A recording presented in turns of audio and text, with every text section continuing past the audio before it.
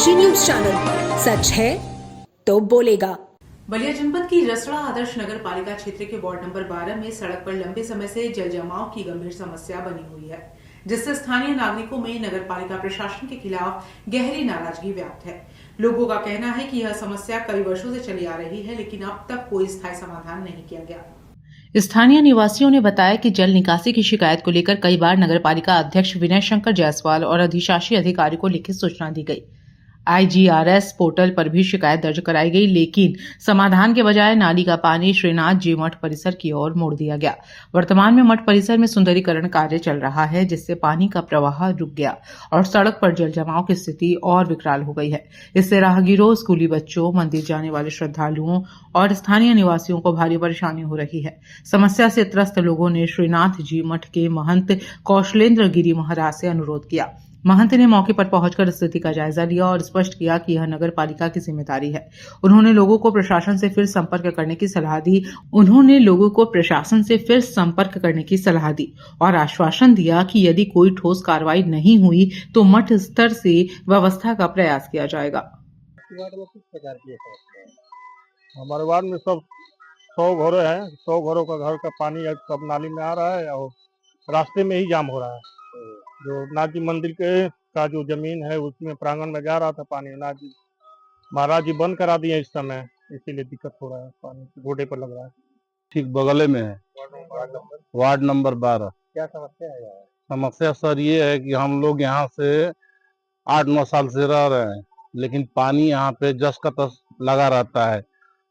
पहले हम लोग बहाते थे नाथ बाबा का जो गढ़ही है उसमें, लेकिन मोहन जी किसी कारण उसको बंद कर दिए हैं। तो हम लोग उनके पास गए तो बोले कि आप जाइए नगर पालिका में।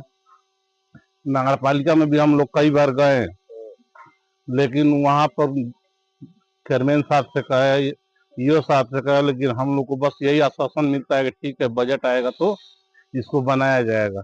ये समस्या कितने दिनों से बनी? ये समस्या सर हमको लग रहा है कि 7-8 साल से है। यहाँ दुकान की है, हमको गाड़ी घोड़ा इसी तरह आता है या जाता है। और पानी लागने से हमारा फेरिया वरिया भी नहीं आते हैं, न ठेला चल रहा है। हम लोग इस तरीके से हम लोग बहुत परेशान हैं। आपके वार्ड में किस प्रकार की समस्या? नाली की समस्या है कि यहाँ की पानी निकास की कोई ऑप्शन इधर उपलब्ध नहीं है। और अभी से 6 माह पूर्व 12/6/2025 में IGRS के द्वारा भी एप्लीकेशन दिया गया था। वहाँ से जांच के लिए टीम भी आई। आश्वासन ये भी दिया गया था कि 2-4 महीने के रोज में नाली निर्माण कार्य हो जाएगा।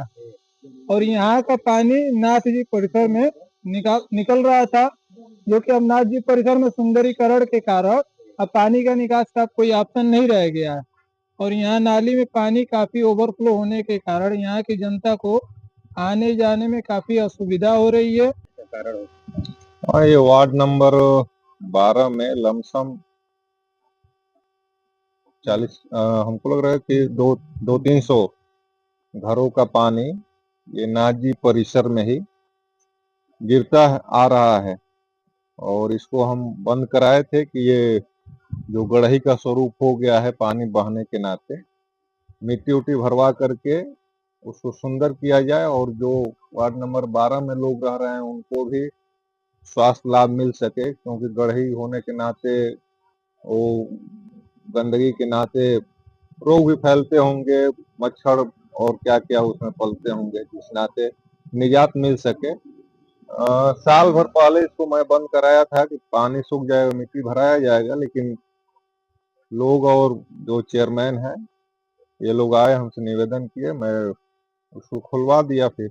और समय हम दिए, हम लमसम दिसंबर तक साल भर का मैं समय दिया कि भाई उतना समय में आप बनवा लीजिए, लेकिन अभी तक नहीं बना। फिर मैं पूरा परिसर को मिट्टी डलवा रहा हूँ, इधर भी डलवाना था, तो फिर मैं बंद कराया।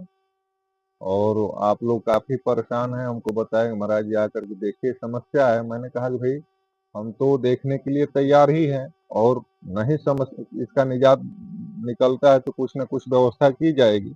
लेकिन नगर पालिका की जिम्मेदारी है कि नगर की साफ सफाई, नाली की सफाई, नाली का पानी कहाँ जाए, ये पूरी व्यवस्था नगर कैसे स्वच्छ और सुंदर बन सके, इस दिशा में नगर पालिका का दायित्व होता है। नगर पालिका का गठन ही इसीलिए हुआ है कि नगर में जो लोग रहते हैं या नगर में बाहरी जो लोग आते हैं उनको कोई असुविधा न हो।